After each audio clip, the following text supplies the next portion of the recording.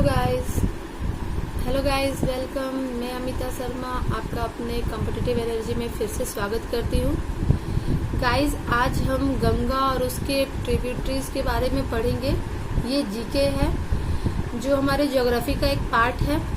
तो गाइस, आपको सिर्फ इतना ध्यान देना है कि जैसे जैसे मैं बताती चली जाऊंगी, प्लीज अपने कॉपी में भी उस तरह से नोट डाउन करते चले जाइएगा विथ फिगर, जिससे आप जान पाएंगे कि गंगा की कौन कौन सी ट्रिब्यूटरी है, कहाँ से निकलती है और फिर गंगा कहाँ से शुरू होकर कहाँ पर जाकर दो भागों में बढ़ जाती है।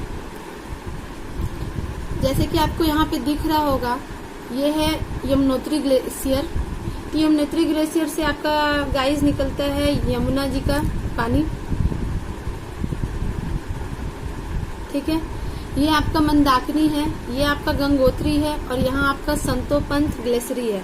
तो गाइज, आपको ध्यान में ये रखना है कि गंगोत्री से आपका निकलता है भागीरथ नदी। गंगोत्री से भागीरथ नदी निकलती है और आपको संतोपंथ से आपका अलकनंदा नदी निकलती है। संतोपंथ से आपका अलकनंदा नदी निकलती है और ये दोनों नदी जहाँ आपका मिलती है वो पार्ट कहलाता है आपको देवप्रयाग। यहाँ ये हिस्सा आपका कहलाता है देवप्रयाग।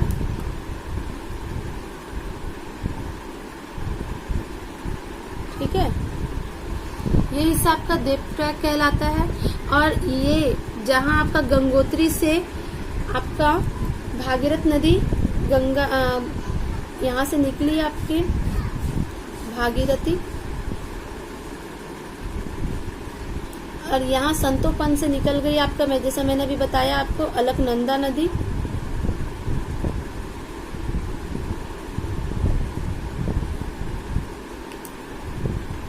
दोनों आकर मिली देवप्रयाग नदी में और यहाँ से आपका दोनों नदी मिलकर बनाती है गंगा नदी।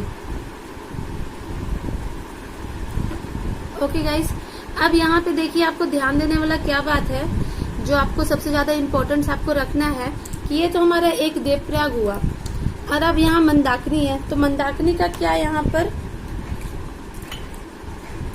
यूज है वो देखिए कि मंदाकिनी नदी जब आकर आपको अलकनंदा नदी से मिलती है तो ये यहाँ आपका रुद्रप्रयाग कहलाता है। ओके गाइस, आपको ध्यान में रखना है कि अलकनंदा नदी से जब मंदाकिनी नदी मिलती है तो वो जगह आपका रुद्रप्रयाग कहलाता है। ये एसएससी रेलवे में बहुत बार पूछा हुआ क्वेश्चन है कि रुद्रप्रयाग किन दो नदियों का संगम स्थान है। तो आपको ध्यान में रखना है तो रुद्रप्रयाग अलकनंदी और मंदाकिनी नदी का संगम स्थान है। इसी तरह से आपको क्या ध्यान रखना है कि अलकनंदा नदी में ही यहाँ से आपकी धौली गंगा निकलती है। धौली गंगा यहाँ से होते हुए आपको अलकनंदा से मिलती है तो ये हिस्सा कहलाता है आपका विष्णु प्रयाग। जैसे आपका क्वेश्चन आएगा कि अलकनंदा नदी और धौली गंगा नदी के मिलने के स्थान को क्या कहा जाता है, तो अलकनंदा नदी और धौली गंगा नदी के मिलने के स्थान को विष्णु प्रयाग कहा जाता है। ठीक है गाइस, उसी तरह से आपको ये याद रखना है कि मंदाकिनी नदी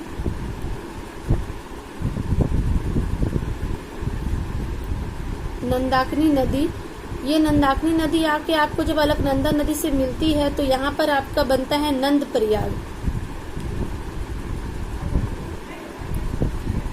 ओके, नंद प्रयाग क्या बना? अलकनंदा नदी और मंदाकिनी नदी का संगम स्थान। ठीक है गाइस, इसी तरह से आपका एक और नदी है पिंडारी नदी। पिंडारी नदी जब आकर आपका गंगा नदी से अलकनंदा नदी से मिलती है तब आपका यहाँ बनता है कर्ण प्रयाग। मोस्ट इम्पोर्टेंट है गाइस, विष्णु प्रयाग, नंद प्रयाग, कर्ण प्रयाग, ठीक है, रुद्र प्रयाग और आपका ये देव प्रयाग। तो आपको फिर से मैं एक बार रिपीटेशन करती हूँ, ध्यान दीजिएगा कि आपका अलकनंदा नदी संतोपंथ से निकलते हुए जब अलकनंदा नदी में ही धौली गंगा आकर मिलती है तो ये स्थान आपका कहलाता है विष्णु प्रयाग। अलकनंदा नदी में ही मंदाकिनी नदी जब आकर मिलती है तो यह स्थान कहलाता है आपका नंद प्रयाग। अलकनंदा नदी में ही पिंडारी नदी जब आकर मिलती है तो कहलाता है आपका कर्ण प्रयाग। अलकनंदा नदी में ही मंदाकिनी जब मिलती है आकर तो वो कहलाता है आपका रुद्रप्रयाग। और यही अलकनंदा नदी में जब गंगोत्री से भागीरथी नदी मिलती है तो वो स्थान कहलाता है आपका देवप्रयाग। और यही से आपका स्टार्ट होता है गंगा नदी का सफर।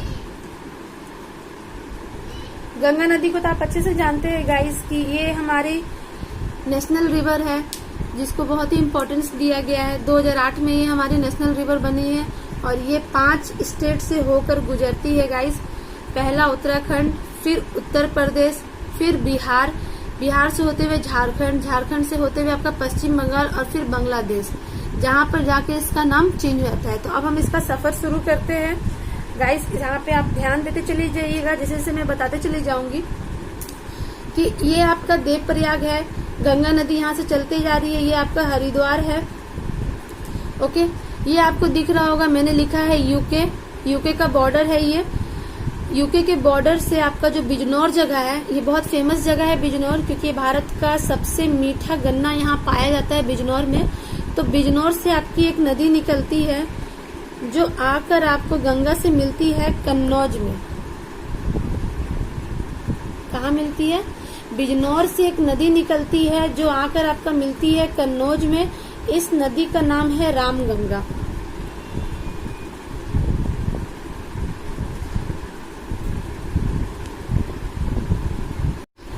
ओके, कि बिजनौर से आपकी कौन सी नदी निकली? रामगंगा, और आके आपको कन्नौज में मिली। गाइज, ये गंगा नदी की पहली सहायक नदी है, ये भी आप इस बात पे ध्यान रखिएगा।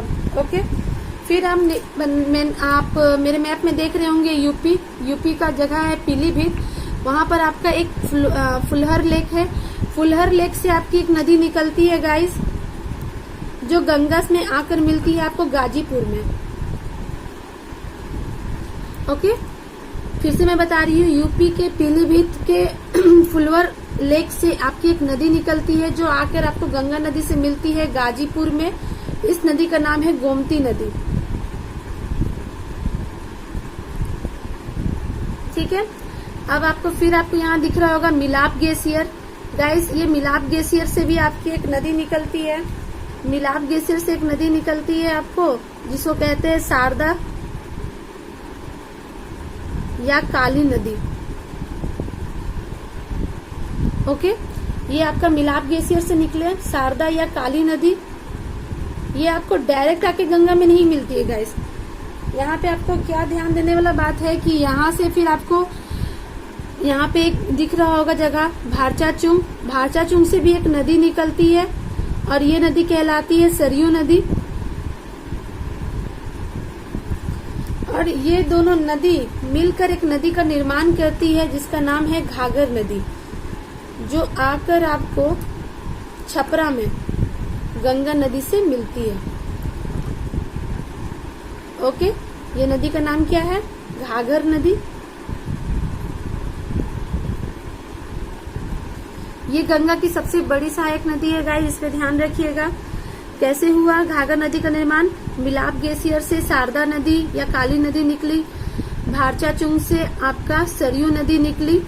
ठीक है, ये दोनों मिली और यहाँ से आपका घाघर नदी का निर्माण हुआ। ओके गाइस, आप जैसा कि अब आप देख पा रहे होंगे कि अब आपको यहाँ पर क्या दिख रहा है। यहाँ आपको दिख रहा है बॉर्डर है नेपाल का। अब ये नेपाल के बॉर्डर से भी आपकी एक नदी निकलती है और ये नदी निकलते हुए आकर आपको सोनपुर में मिलती है। यही छपरा और सोनपुर के बीच में आपका पटना पड़ता है गाइस। सोनपुर में ये नदी आके मिलती है और ये नदी जो नेपाल के बॉर्डर से होते हुए आती है, ये नदी का नाम है आपका गंडक नदी।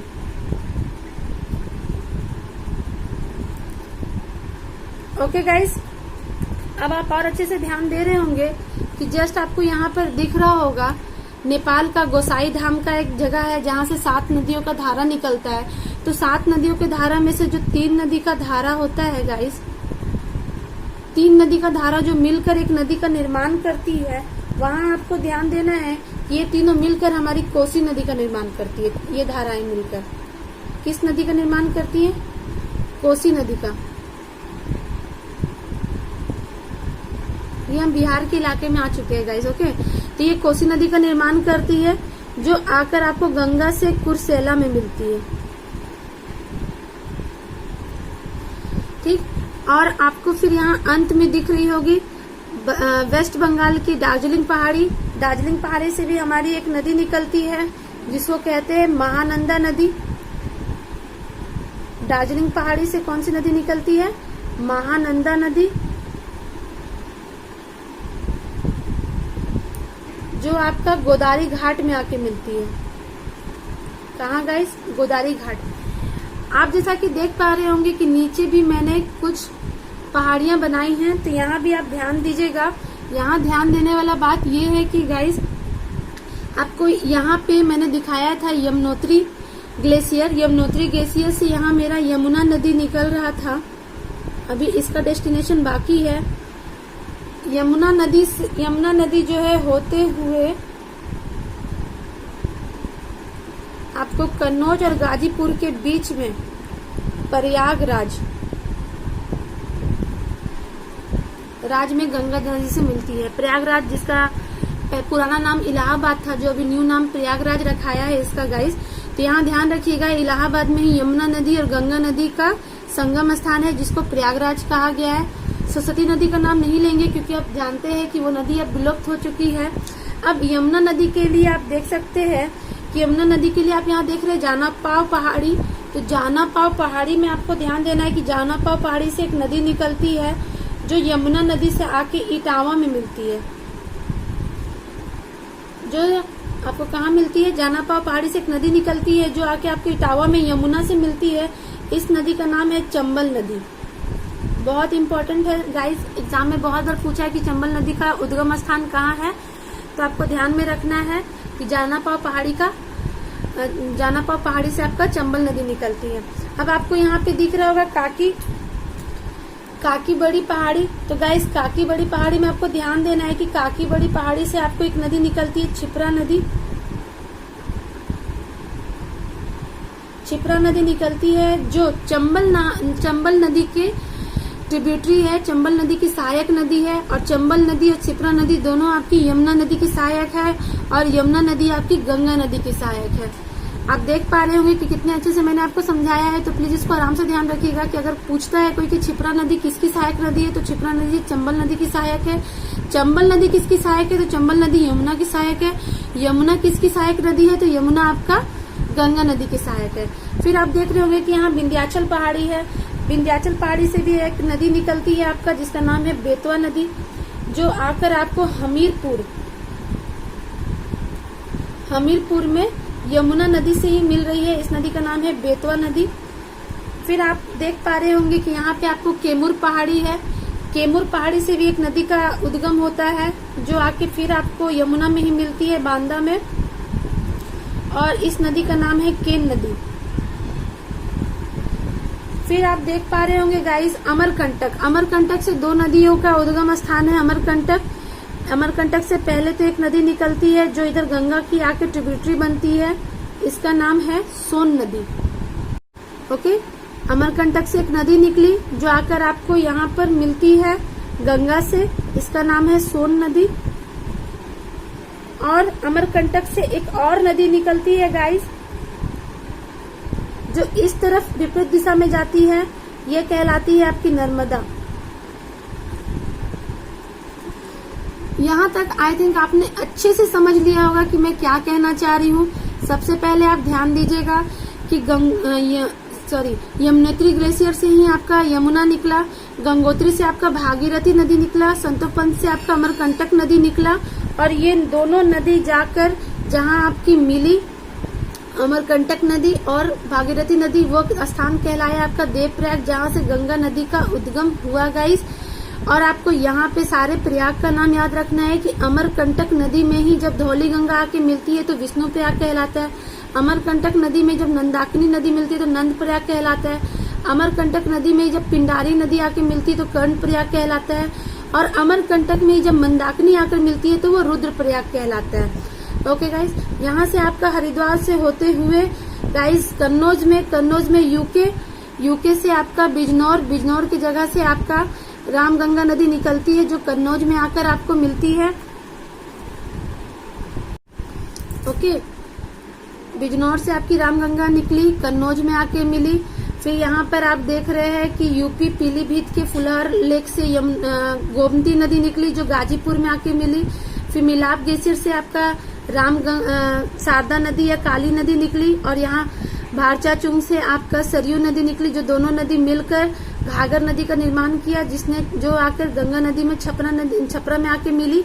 फिर आप नेपाल के बॉर्डर पे देख रहे होंगे कि नेपाल के बॉर्डर से आपका गंडक नदी निकली, जो सोनपुर में आकर आपको गंगा नदी की ट्रिब्यूटरी बनी। फिर यहाँ नेपाल के गोसाई धाम से 3 धाराएं मिलकर कोसी नदी का निर्माण किया, और कोसी नदी आपका गंगा नदी में आके कुर्सेला में मिली। उसी तरह लास्टली आपका दार्जिलिंग, वेस्ट बंगाल से दार्जिलिंग पहाड़ी से आपकी महानंदा नदी निकली, और महानंदा नदी आपको आके गोदावरी घाट में आके गंगा नदी से मिली। इस साइड में आपने नीचे का स्थानों में देखा कि नीचे का स्थानों में जानापाव पहाड़ी से आपकी चंबल नदी निकली, जो इटावा में यमुना नदी की सहायक नदी बनी। काकी पहाड़ी से आपका छिपरा नदी निकली, जो चंबल नदी की सहायक नदी बनी। विंध्याचल पहाड़ी से बेतवा नदी निकली, जो हमीरपुर में यमुना नदी की सहायक नदी बनी। केमुरपुर की पहाड़ी से फिर आपका केन नदी निकली, जो बांदा में यमुना नदी की सहायक नदी बनी, और यहीं से होते हुए यमुना नदी आपके प्रयागराज में आकर गंगा से मिली। अमरकंटक से 2 नदी निकली, एक नर्मदा जो आपके वेस्ट इधर साइड में जा रहे हैं, और दूसरा सोन नदी जो आकर आपको पटना के साइड में आकर आपको गंगा नदी से मिली। अब गाइस ध्यान देना है कि यहाँ से फिर गंगा नदी जाती कहाँ है। तो गाइस आपको ध्यान में ये रखना है कि ये आपका गंगा नदी का डिस्ट्रीब्यूशन पॉइंट है। यहाँ से होते हुए गंगा नदी इधर हमारे बांग्लादेश में चली जाती है, इंडिया से निकलकर बांग्लादेश में चली जाती है, जहाँ इसका नाम पद्मा पड़ जाता है। और इस साइड दूसरे भाग में होते हुए कोलकाता तरफ हुगली नदी के रूप में चली जाती है। आई थिंक आपको अच्छे से गाइस क्लियर हुआ होगा गंगा और उसकी ट्रिब्यूटरी के बारे में। तो आप इसका स्क्रीनशॉट ले लीजिए, और आप अच्छे से प्लीज इसको कवर करते हुए कॉपी में ड्रॉ कीजिए। आप सच में मैं आपको बता रही हूँ कि आपको दोबारा याद करने का जरूरत नहीं पड़ेगा, जब आप इसको अच्छे से 2 से 3 बार प्रैक्टिस कर लीजिएगा कि कोई भी क्वेश्चन आएगा कि कौन नदी किसकी सहायक नदी है, एटलीस्ट गंगा को लेकर तो आप इसमें कभी कंफ्यूज नहीं होगा। कहाँ से कौन नदी का उद्गम स्थान है, कौन सी नदी आकर किस नदी को मिली, उसकी सहायक बनी, कहाँ से हमारे प्रयाग बने, विष्णु प्रयाग, नंद प्रयाग, कर्ण प्रयाग, रुद्र प्रयाग, देव प्रयाग।